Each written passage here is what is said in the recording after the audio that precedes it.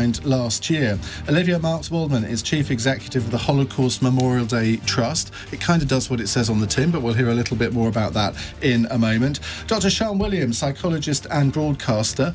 She has recently announced she's leaving her role as presenter on Channel 5 News. I might ask her about that as well.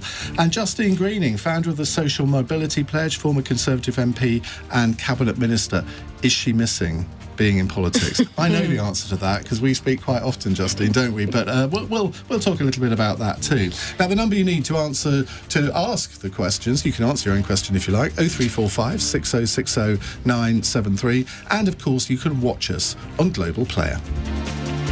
Call 0345 6060 973. Tweet at LBC. Text 84850. Cross question with Iain Dale. This is LBC. Well, welcome to you all. Let's crack on with our first question. It's from Tony in Doncaster. Hello, Tony. Hello, Ian. Hi, what would you like to ask? How does the sanctioning of Roman Abramovich help the Ukrainian army to prevail in the war? Right. I don't know how many of you are football fans, but of course Roman Abramovich was sanctioned at the end of last week.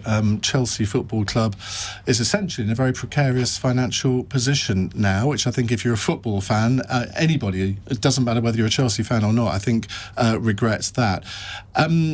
Olivia, let's come to you first. I don't know if you are a football fan, but what's your view on this? I don't know whether I ought to admit that our household is more of a rugby one. But to answer your question, Tony... I never understand rugby, but anyway, carry on. Tony, thanks for the question.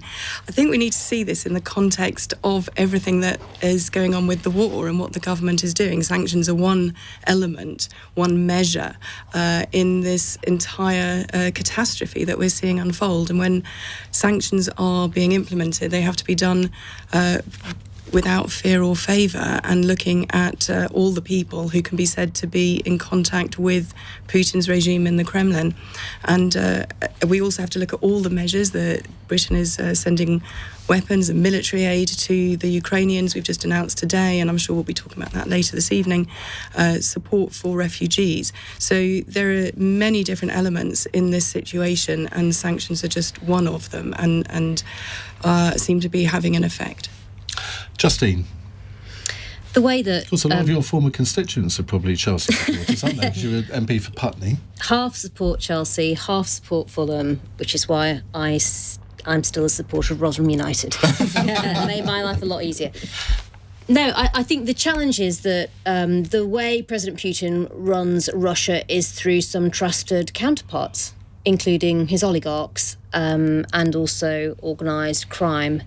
He uses that network to shift money around for his own purposes, a bit like a fiefdom. And the allegation is that Roman Abramovich was absolutely part of that network. And therefore, if you really want to stop Russia accessing its wealth that it has chosen to store abroad, conveniently using our own system to do that, and places like London, then you have to get into some of those networks, and that's why the government, I think, has taken the action it has on Abramovich. And of course, it's just a tragedy for Chelsea Football Club. And I think my sense, reading from the outside, is there's a genuine desire not to get to the situation where it has a dramatic impact on Chelsea. Clearly, Abramovich is in the midst of a sale. So I think there's a sense that there's almost a short-term challenge of that football club and Abramovich's interest, but the desire to try and see it now transition across to somebody who's not part of that network.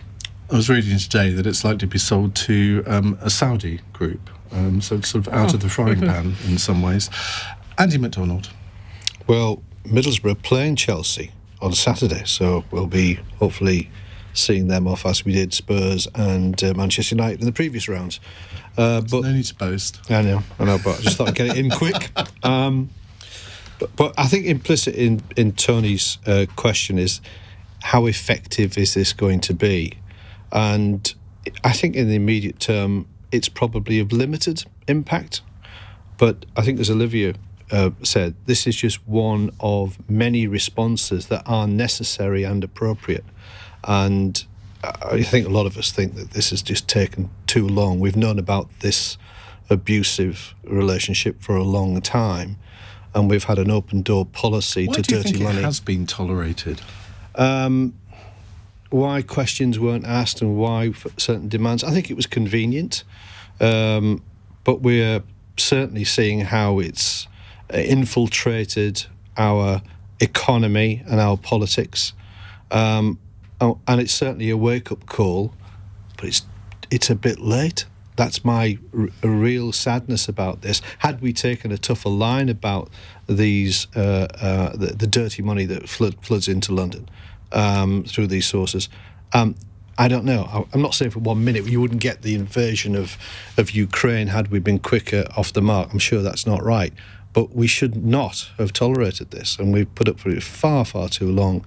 But at least now we're paying some proper attention for the first time. My concern is it's the gap, the opportunities for people to salt away their, what I would call ill-gotten gains. I mean, it's because it's the Russian people's money that they've taken, their businesses, and they've now got this space and time to rearrange their affairs. And I thought, we haven't been good. But wasn't it interesting here that they made the decision on the very day that a Chelsea sale looked as if it was going to be completed? They got in there before it was completed. Now, I can't quite work out the logic of that. I suppose the logic was, well, we didn't want Abramovich to get the 2.5 billion pounds that he would have got, and if it's sold now under this government freezing position, he won't get the money. Well, he won't. And if that holds firm and is effective, then that's been the right way to go. But I know a lot of his financial transactions have been suspended; they've been frozen, so he's not able to hopefully manoeuvre stuff around. I've got my doubts whether there are any back doors left open. Where's his yacht? Where is he at the moment? I don't know. Like many of them, they will have alternative arrangements, I'm sure. Sian, what did you make of the reaction of Chelsea fans to this? Because they were cheering his name at the weekend, weren't they? They were, and they've been asked not to in the future. I wonder, Tony, whether you're a Chelsea fan No, in he's Doncaster. in Doncaster. I know, well, he may still. Are you Tony or are you Doncaster Rovers? Neither. Neither. I mean, I think it sends a signal, doesn't it? Saying, up with this, we will not put any more. But, I think all of our panellists have expressed the point, actually, that we have made uncomfortable friendships over the years that we're now trying to extricate ourselves from, and it's difficult and tricky. You raised the point that it might be sold to the Saudis. Well, what's our relationship with the Saudis as well? I mean, there's who executed 81 men on one day, which is more than they had done. That might come up later, so let's not go into that, because we're actually going to be talking about that in detail after 9. Oh, well, there we are. But I mean, it just shows, doesn't it, that over the years, perhaps we have developed these friendships that are now quite uncomfortable to sit with. I was in Moscow 30 years ago when they opened the new McDonald's and capitalism was on the rise and communism was falling. There was a great hope then that the relationships might be very different, and it's proved not to be the case, sadly. So some things have to be done, and some things have to be done very visually, and this is a very visual statement. Just like saying, for example, that oligarchs' homes are going to be, they won't be able to get access to their homes. We saw what happened today as well with those being occupied by squatters so that Ukrainians could perhaps live there. But it's not comfortable, but I don't think any of this is comfortable. To answer Tony's question directly, though, how does this actually help with the war? I mean, sanctioning Russian oligarchs, how does that help Ukraine?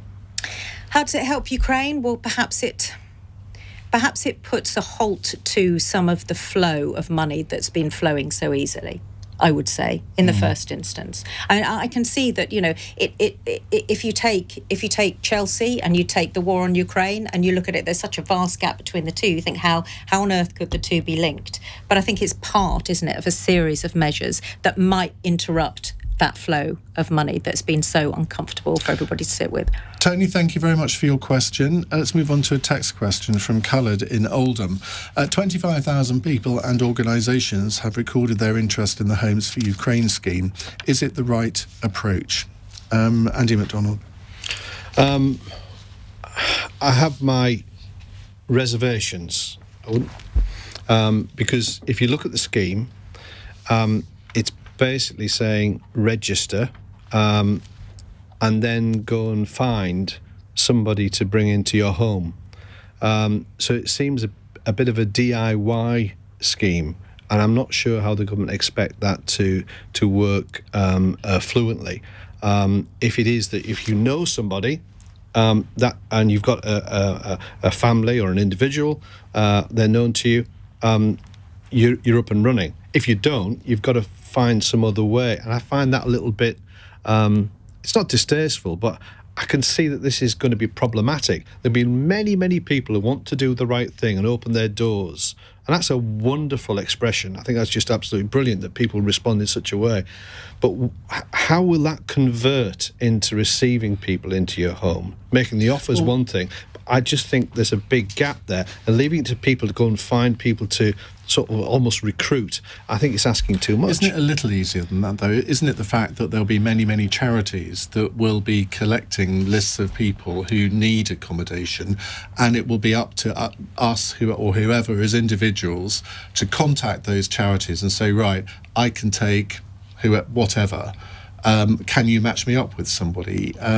It's not going to be, I think, quite as random as you may suggest. Well, there's nothing on the website that would tell you where to look. There's no sort of list of named charities as yet. Perhaps that's yet to come. That would be good if that was the case. But at the moment, it's just that front end on the portal, and I fear that may not work as effectively as we'd wish. And if that's the case, you're going to have lots of people just sitting wanting to help, and nobody coming through the door. I also think there's lots of other people that we could be of assistance to as well. I had so many constituents with families trapped in Afghanistan that the same offer wasn't made, and of course you've got other conflicts across the world. So if that's a change in tone, a change in approach to reaching out to refugees, because people often quote our proud history from the 39-45 conflict. Well, let's see that engrossed now, but not just for this conflict, but for all people who are fleeing war and torture. Sian Williams. Oh, this is such a tricky one. My understanding is there's going to be two phases. So the first phase is there's got to be a named individual, and how that works in terms of, I don't know, is that some sort of social media matchmaking? I'm not quite clear about that, but on the government website, which I looked at as well, and it says you've got to contact them directly, fill in a visa application by Friday with details of both, or on Friday. And you would not be expected to cover the costs of food and living expenses, although you may wish to offer this philanthropically, it says, quite interestingly. But then the whole sort of charities, church communities, looks like it's going to be a second phase to be announced. I was at church yesterday, and we were talking about how we might support it as a community. So if people wanted to help but didn't have room, for example, or wanted to help, did have room, but had some reservations about putting somebody up or a family up for at least 6 months, which actually, with everything that comes with it, and from my perspective, there's a huge mental health need as well. I'm not sure that how that's going to be supported, but it needs to be, because, having worked in this area, those refugees are going to come with a lot of trauma, a lot of vigilance, a lot of fear, a lot of loss, a lot of grief. That's going to be very difficult to manage, and that needs specialist help. And I would be arguing, where is the specialist help to support any of these families and communities that are taking in refugees? Because we need to know that now. And the Refugee Council needs to know that now too. And the fact is, it isn't there, is it? Because if it was there, it would have been deployed during COVID. Yeah, well, and maybe, exactly, well, there is that, of course, but maybe it's also the fact that we have lagged so far behind in our response thus far that there has been a kind of, right, let's do it now, we'll work out all those details later, we'll just get it moving. But I would like to see some really detailed plans on how individuals and communities are going to get the wider support that is needed. It's not just about the 350 quid. It's not just about the 10,500 that's going to be offered to each refugee family. It is far wider than that, and it's going to take years. Anyone who's, I remember covering a story, the Kosovan refugees, this was years ago, who went to Glasgow, and there was the Scottish government did that incredibly well, and the community really supported the Kosovan refugees, and it worked, but it worked because there was a decent structure, and I think that's what we need to see now. Justine. Well, I led the Syria response on behalf of the UK when I was Development Secretary, and when I look at how we worked with the UN system, it was well organised. We knew exactly what each part of the system was doing, whether it was providing shelter, water and sanitation, healthcare, food. And I think the challenge in this refugee crisis is, of course, the reason you needed that response often is we were doing it in countries that found it incredibly hard to cope with people suddenly arriving. But of course, as developed countries, the assumption is that we put in place those very systems ourselves. And actually, I think we should recognise there's almost two parts of this. One is what we need to do for refugees, both upstream, who are leaving Ukraine and then stopping in places like Poland, Moldova. And then what we need to do downstream for those that want to come to the UK. But it's also what we worked incredibly hard in Syria on was helping host communities. So for people living in parts of Lebanon and Jordan that literally saw their populations double in a matter of weeks, it was hugely difficult for them to cope, even when they were opening up their doors. So people weren't necessarily turning up in refugee camps, and this is very similar to what's happening in Ukraine. They were literally finding places to stay, renting local rooms. The price of accommodation was being driven up. They were then trying to pay for that through getting a job locally. Salaries were being pushed down, often in communities that themselves were already very poor. The children were, of course, steadily turning up at local schools to try and get some education. If you suffered from diabetes and you were leaving Syria, you eventually found your way into the local health service to say, can I get my treatment here, please? We even had challenges around the local sewage system being overwhelmed, the public refuse collection system being overwhelmed. And so I think it's more than just supporting the refugees. We have to have a really bolted down strategy for supporting host communities in the region, but also here in the UK, who are going to find themselves really up against it in coping with people arriving in their midst if they do that in large numbers. I think the good news is we do know how to do this. And certainly Britain's got a fantastic track record through what was the Department for International Development on shaping those responses. And what we need to do is shape upstream with our European partners around the edges of Ukraine. But we should also be bringing all of that knowledge to helping ourselves cope as a country with what could be a lot of people. And if you look 11 years on from the Syria crisis, right today, the statistics are still that over half the people in Syria today have had their lives affected. Half of those are displaced people within Syria who had to move, just like we're seeing in Ukraine, and they haven't gone back. There's still 7 million Syrian refugees who left Syria and haven't gone back. And the reason they haven't gone back is that they have not just built lives outside of Syria, but they looked at what was back at home under a government led by Assad. And you can imagine how people in Ukraine may feel about a Ukraine that perhaps is ultimately led and taken over by Russia, and they choose to stay where they are, even if right now, Iain, their plans are to go home. And I spoke to many Syrian refugees who even 1, 2, 3 years in had no intention of leaving and wanted to go back, but roll the clock forward and they steadily get to the place where they think, actually, we've got no choice because we just can't stay here for our children's future. We don't want to end up there with this crisis, and it's really incumbent on us to support countries like Poland who are now getting overwhelmed with help so that they can cope with what they need to. I wanted to give Justine a long time to talk because she's the only one of us that have been at the front end of this as a Secretary of State. But Olivia, I'm going to come to you, but we're going to go to a break first. It's 8:20. LBC.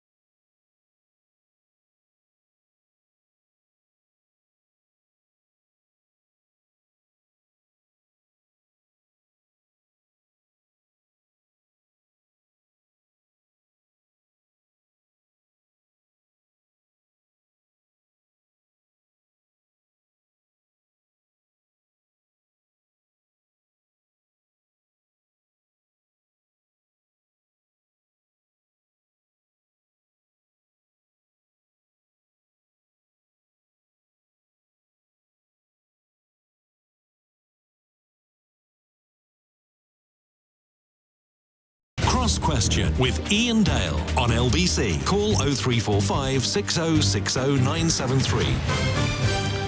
8:23, we have Andy McDonald, Olivia Marks-Wolman, Sian Williams and Justine Greening with us answering your questions.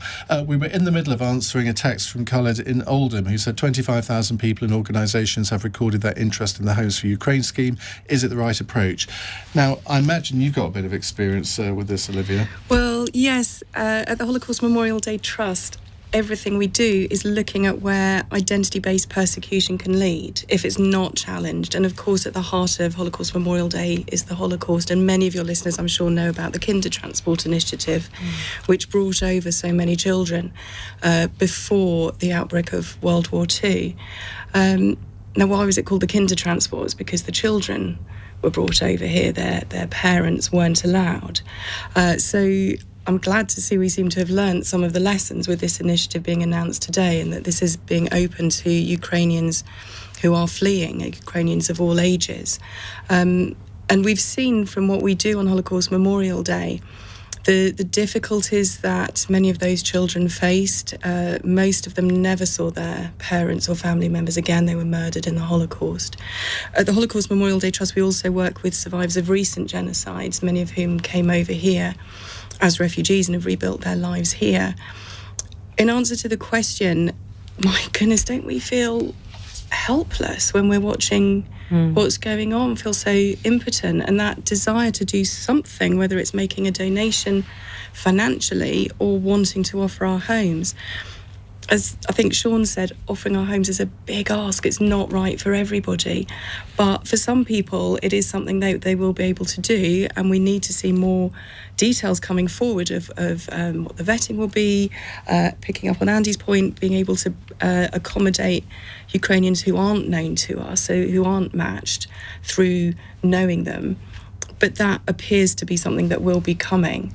And it's one of the things that some people can do. But all of us, I think, well, can't speak for everybody in the country, but so many of us want to do something to help. And I think the point is that everyone can do something. As you say, opening up your home is not going to be right for every single person. A lot of people won't have the space even if they wanted to do it. But everyone can donate to the DEC or other charitable institutions. Khaled, thank you very much for your question. Let's go on to another text question from Maya in Blackheath. Sian is a psychologist. Are we really prepared to accept a load of refugees from Ukraine who are likely to have PTSD and who knows what other mental health problems? We can't even look after people here. Well, we sort of briefly touched on that before, but it's a good point, isn't it? Yeah, I mean, I really do get your point, Maya, and I think, Iain touched on it earlier when he said the need for mental health support during the pandemic was huge, and we've had 2 years of that.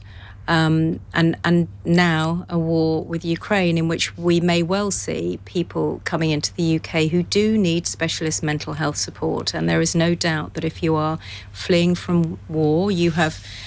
It's this thing of sort of location, dislocation, relocation. And in the dislocation and relocation, that is a very, very tricky time for them to manage. So they will absolutely need some help. And I do worry that the help isn't necessarily there. I know a lot of psychologists who work in trauma like me. I spent some time working in Kent with families in acute trauma, and the need is great on our doorstep. I do appreciate that, but I think people who are coming here will come with a new and different set of issues, especially children, and there are people who can help in that regard, in terms of recognising avoidance, withdrawal, fight, flight, making sure that they feel connected, secure, safe, that their past and what they've experienced isn't directly playing into what's happening now. It is a very big ask for a family to do that. I do appreciate that, which is why I mentioned that point, Iain, earlier, which is there needs to be specialist support out there. There are loads of brilliant counsellors, mental health workers, psychologists, psychiatrists, but and many of us offer our time and will continue to offer our time pro bono because it's what we do and what we like doing. But I think the support is going to be huge. I'm seeing it just with my work with journalists. I do the news every day, but I'm also in touch with teams on the ground in Ukraine, and also who are processing news footage in the office. And I think, and just talking to the audience as well, that a lot of the images are incredibly difficult to deal with and to process, and those really complex feelings of wanting to look but wanting to turn away, the guilt, am I doing enough? What more could I be doing? The anxiety, am I right to hold this anxiety? When I see what's going on, what right have I got to be anxious? So enormously complex feelings that each one of us are experiencing. I would also say something that was mentioned to me actually by a psychologist friend who's working directly with child refugees at the moment, and she said, please be aware of what this is doing and bringing back for the refugees who have settled in this country, who might have managed their trauma, but they will be re-experiencing some of it, and that might and there are so many other difficult. aspects to this as well. Andrew Marr had a guest at the end of his show earlier where they were talking about how do you explain Ukraine to children, British children. Yeah. And we did an hour a couple of weeks ago on what I called war anxiety, and the number of people, even in the last few days that I've spoken to, who you think are very well adjusted, it doesn't matter what their ages are, very well adjusted, but they are becoming incredibly anxious about the prospect of nuclear war. And why would they not be? Why would they not be? But I remember as a friend of mine who lived through the Cuban Missile Crisis, she was 11, and she said that she remembers this awful feeling of dread, but nobody telling her what was going on. I remember that. I was 6 months old. But I think as far as children are concerned, if they are feeling real distress or anxiety, you have to get it out and have a look at it and say it's understandable for you to be feeling like this, but also make sure that you provide the feeling of safety so that they can feel that they can talk about difficult emotions. We can't give people certainty. We can't give our children certainty. We don't have certainty. We don't know what's going to happen next, but we can just take moment by moment and do the best we can in that moment. And we'll hear from our other three panellists in just a moment. You're listening to or watching LBC's Cross Question. It's 8:30. Andy Ivey has the news headlines. 20,000 potential hosts have now registered online for the Homes for Ukraine scheme. Sponsors will receive £350 a month for each family taken in, but Labour says the visa application process for Ukrainians fleeing the war is unnecessarily complex. The United Nations is warning that millions of people in Ukraine are suffering because of dwindling supplies of food, water and medicine. It's offered a further £30 million in humanitarian aid. 4 people have been arrested following a protest on the balcony of a Russian oligarch's mansion in London. Demonstrators occupied the property in Belgrave Square and displayed banners calling for an end to the war. LBC weather, clear spells with some patchy frost overnight. Tomorrow, sunny spells and feeling quite warm in England and Wales with a high of 15 degrees. This is LBC.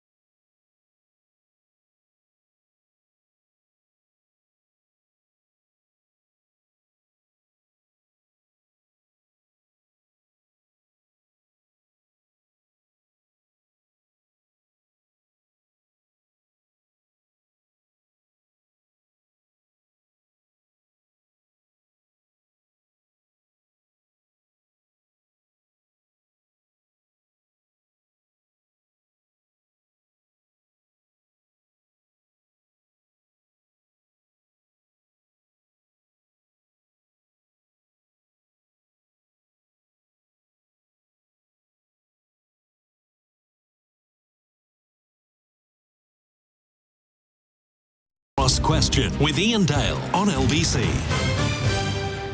8:34, Andy McDonald, Olivia Marks-Wolman from the Holocaust Memorial Day Trust, Sian Williams and Justine Greening with us. Just on your work at the Holocaust, every time I say this I say the wrong thing. I think I said Education Trust, and that's an entirely different organisation, isn't it? The Holocaust Memorial Day Trust. I mean, what's your day-to-day work? So everything we're doing is to support and promote Holocaust Memorial Day, which happens in January, but it has a big effect, and it takes place in organisations right across the UK. So it's Stornoway, it's Torquay, it's thousands of organisations will mark the day in prisons, in cinemas. So what we're doing is encouraging them to put on events for their groups, whether it's their audience, their church congregation, the prison inmates. And these are events that help people learn about the past and take responsibility for what they're learning. When we learn about what happened in the Holocaust, when we learn about what's happened in very recent genocides, what do we do with that knowledge and that empathy that develops as well? And it's encouraging people to take action in their communities. And of course, what a young offender in Polmont can do is so very different from what my mum can do in Ealing when she goes to the Borough Council's event. But they all do something. We know that they all go on to do more. We've had an inmate in McGilligan prison in Northern Ireland come back to the prison after he was released to help with their Holocaust Memorial Day activities for the next group of inmates, because he felt so passionately about what he'd been learning and what he could go on to do. So that's the essence of our work, and all through the year we're encouraging that. Well, let's continue with the question from Maya in Blackheath, who's asking about, are there going to be enough resources to handle the mental health problems that refugees might experience? We've heard from Sian. Olivia? I can't add more than what Sian is our Andy. expert. Can I say? But I would say two very quick points. Firstly, we're dealing with an emergency. It's an absolute emergency what's happening. It's a military emergency, humanitarian emergency. And we have to step up and to deal with that because of our shared humanity. And what leads from that is the other point, very briefly, about the language. We have to treat everybody with respect. When we talk about refugees, they're people, they're humans like us. We have to be mindful that historically refugees have been treated with a great deal of prejudice, not a long time in history. It happens today, and we should be mindful of our shared humanity and treat everybody with respect and frame our debate as we are doing today with the questions and the conversation in a very respectful way. And in a complex situation, we mustn't lose sight of people's humanity. I'm tempted to think of a very disrespectful way of introducing Andy, but I wouldn't dare. Andy? Well, on this, I think Maya hits on a very important point about political choices. And I think as we learned through the COVID experience that, there were needs that people had that we as a society haven't addressed properly. So the point is a valid one, that resources are stretched. And I know as a former lawyer dealing with serious injuries, just how difficult PTSD is to deal with. It's incredibly intensive and demanding, but that doesn't mean we walk by on the other side. We've got to treat people with decency and with compassion in this crisis, and the fact that this is going to be difficult for us to receive doesn't mean we shouldn't do it.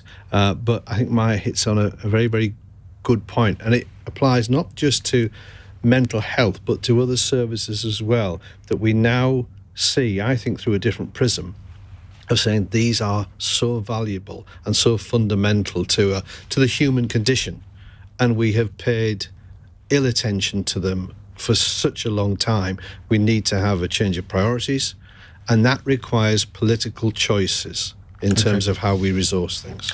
Justine, very briefly if we can. I remember as we drew to what seemed to be the close of the Syria civil war, there was a discussion from the humanitarian community that we recognised it would be far easier to rebuild Syria physically than to help its population get over the trauma of what had happened to millions of them. And I think that will be the case here, and it won't be built up overnight to have the level of expertise, for example, that Sian has to support people. We'll need people who can speak in languages, that are the appropriate ones for these children. The only other point I'd make is getting them into school and education, having some kind of normality for families around children just simply getting into school and being with other children is one of the most important ways that they can just feel like there is some sort of structure to the day.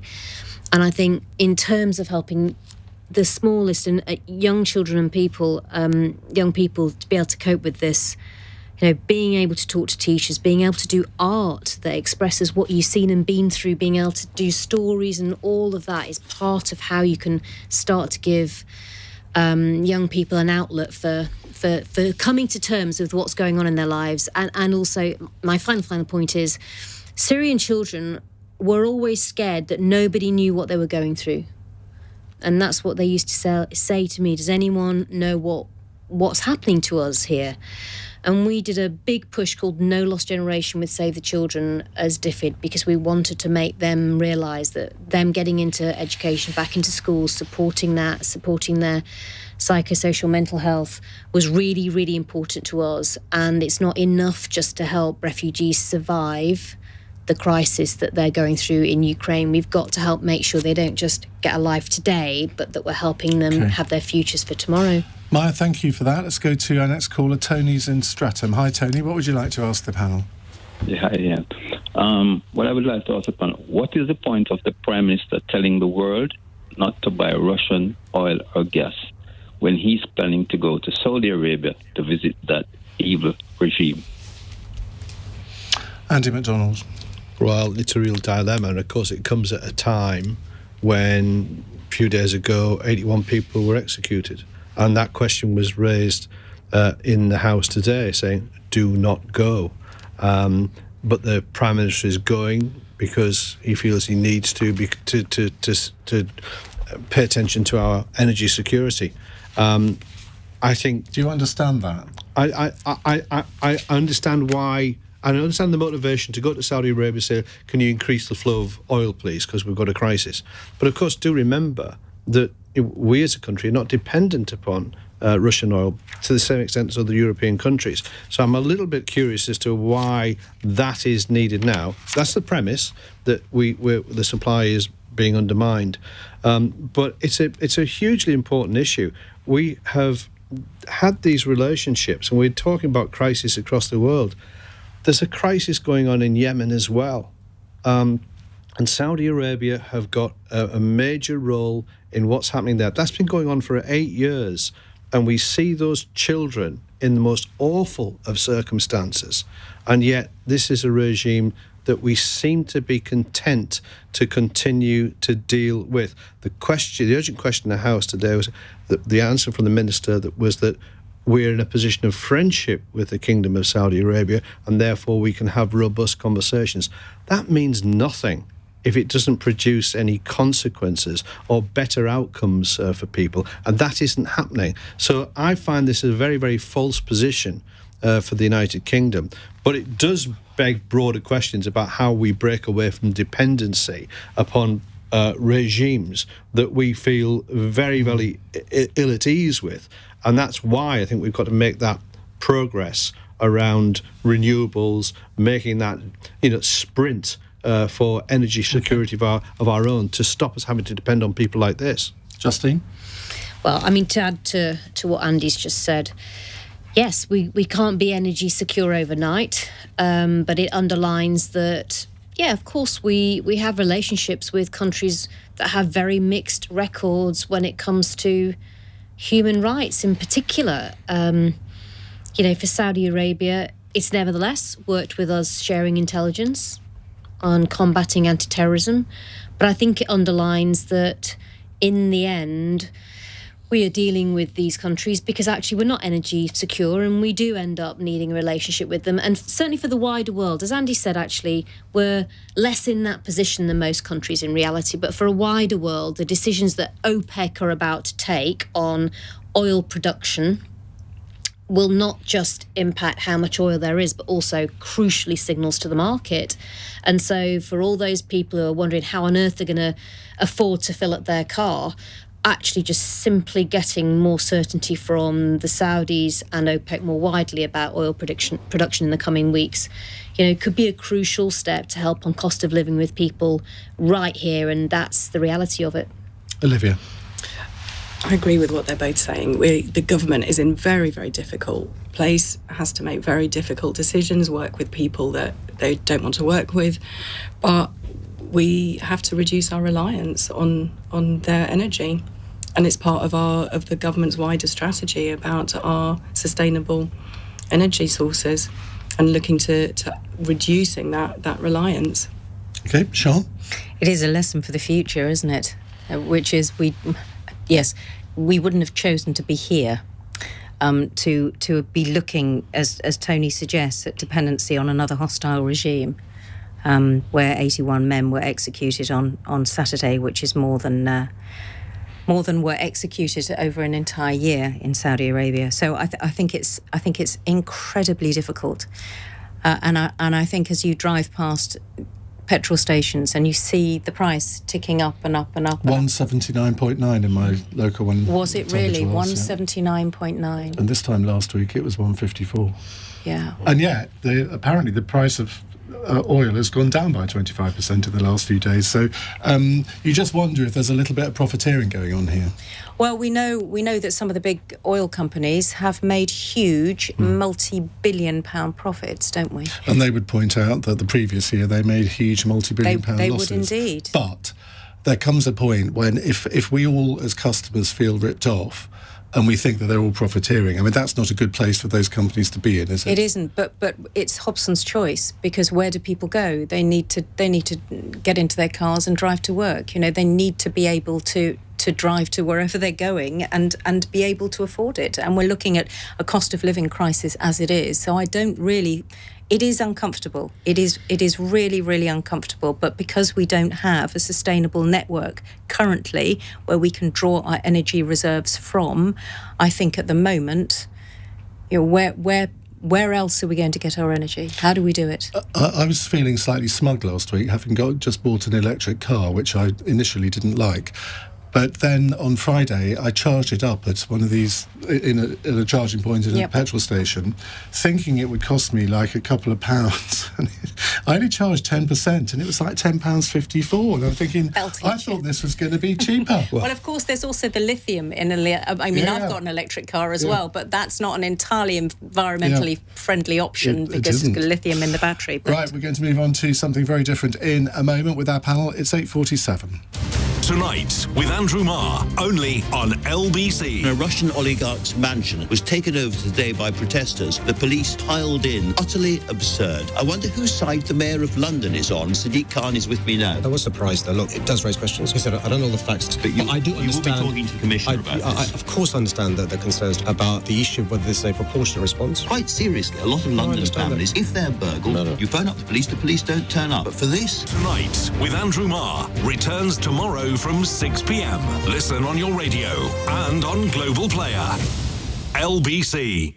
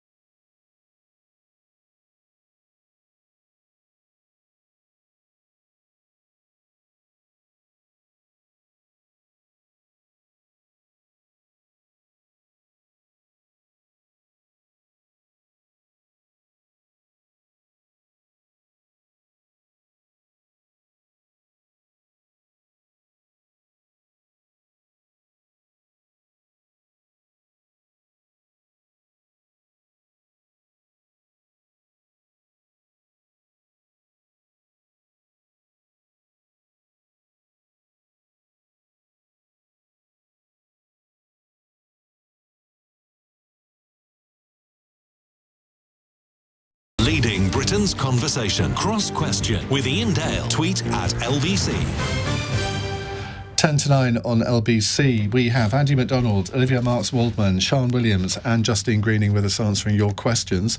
Elaine has texted in a question. She's in Islington saying, is there a better illustration of how the power of the state is exercised, above all else, for the protection of private wealth rather than the stream of riot police heading into a Russian oligarch's Belgravia flat that was being occupied today? I got burgled last week and I've barely had more than a crime reference number. Sadiq Khan was on with Andrew Marr earlier, and he sort of slightly brushed this away, which I thought, well, that's a bit odd. And Andrew said, have you spoken to the commissioner about this? Because there were literally dozens of police vans outside this place, and I gather there were only like 4 or 5 squatters there. And he said he hadn't, and I thought, well, maybe you should have done today. Sian, what's your reaction to that?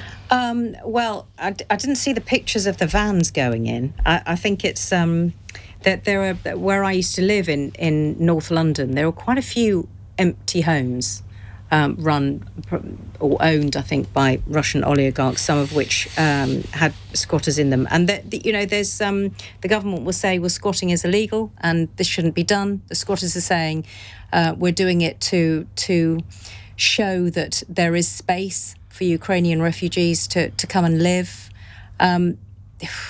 It's not right or legal, but it shows it makes a very clear statement. We have a lot of empty homes, don't we, in the UK that could be put to better use. Whether they needed to go in as heavy-handed as your caller has suggested. Well, no, not if she hasn't got a crime number and she was burgled last week.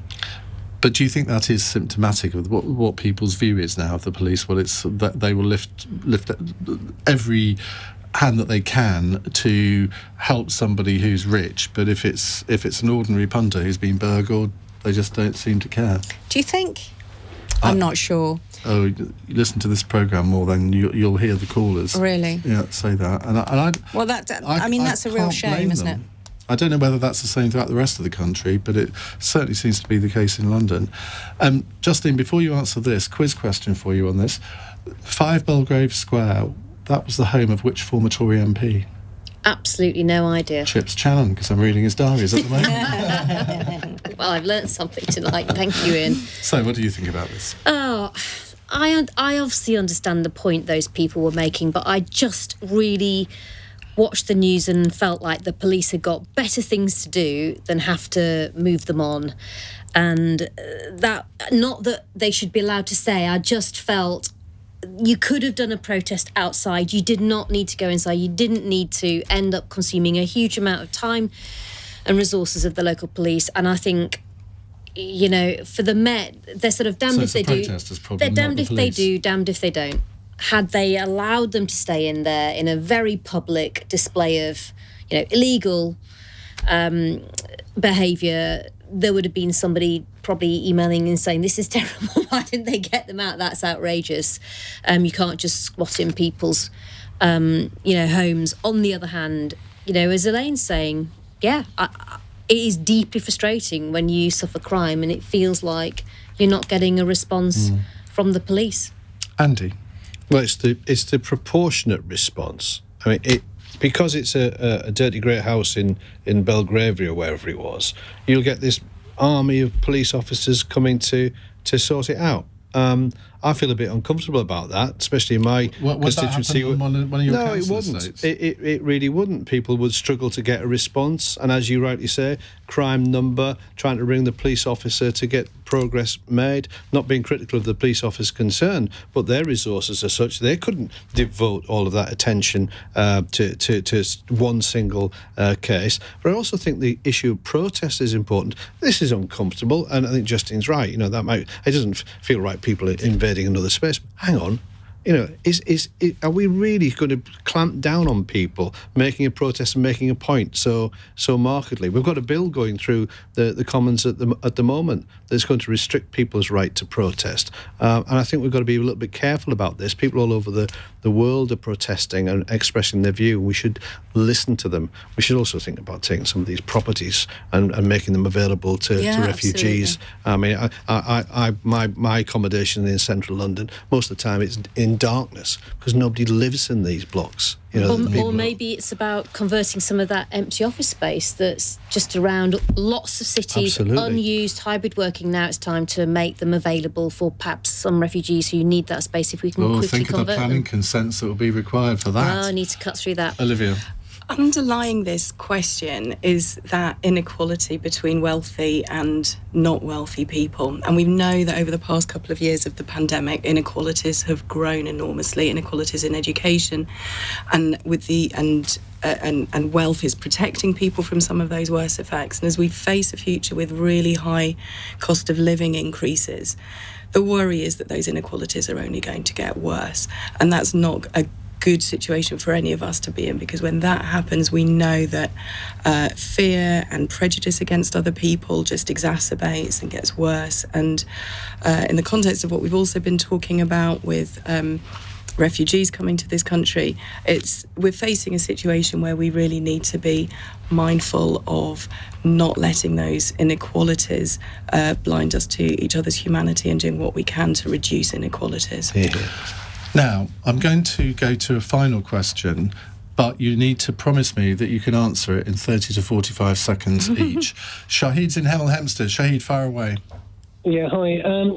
I think that the opinion polls are indicating the next election will be a hung parliament. With that in mind, wouldn't the Conservative Party be better off if the proportional representation voting system was in place, as it's likely to result in them getting much more seats in Scotland and maybe Wales too?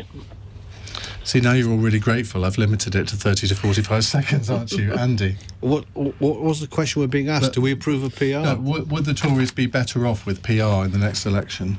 Well, if we have 38% of the vote and we have a massive majority of 80 seats, I'm starting to have my doubts. 42%. 42%. Yeah. Okay. But even so that's more people voted for other parties than voted for the Conservative Party, and we've got this whip hand of an 80-seat majority. So I'm having my doubts as to whether that's a sustainable position for us as a country any longer. So whether they'd be any better off, that's the Conservative Party made their own minds up about that.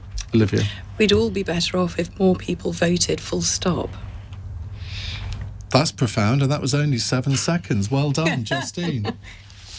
And we'd all be better off if more people voted full stop and they felt like those votes really genuinely counted. So there probably is now space for a debate on the voting system.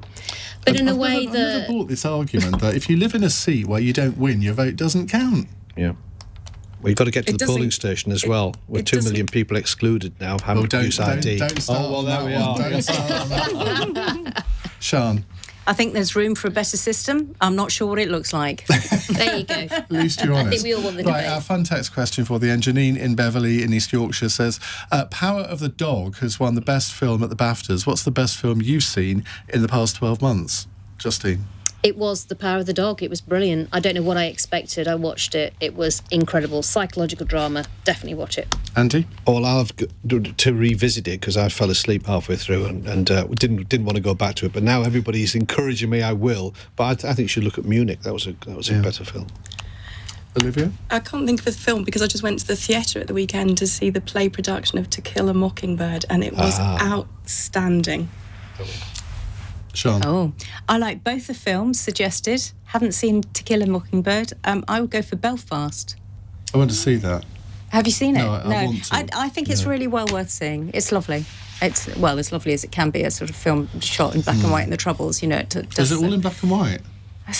as I remember, most of it. But it is, isn't it, Andy? I haven't seen it. I know it's in black and white, but I haven't seen the film. But you should, because it's a lovely film. And it's beautifully done by Kenneth Branagh. I generally don't like black and white films. Wait, but the fact that I couldn't even remember whether it's sustained in black and white is a reason to go and see it. I will because watch it. You'll get over that. Thank you all very much indeed for coming on the show tonight. Sian Williams, Justine Greening. We never got to talk about why you've decided to leave.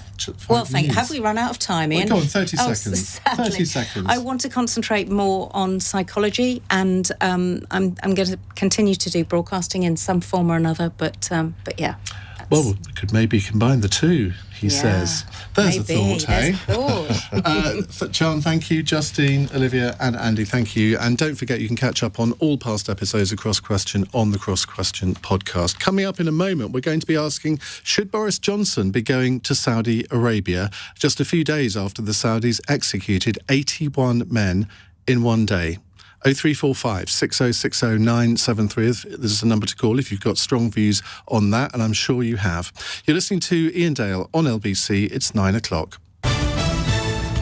On your radio, on Global Player, and Play LBC. leading Britain's conversation. This is LBC.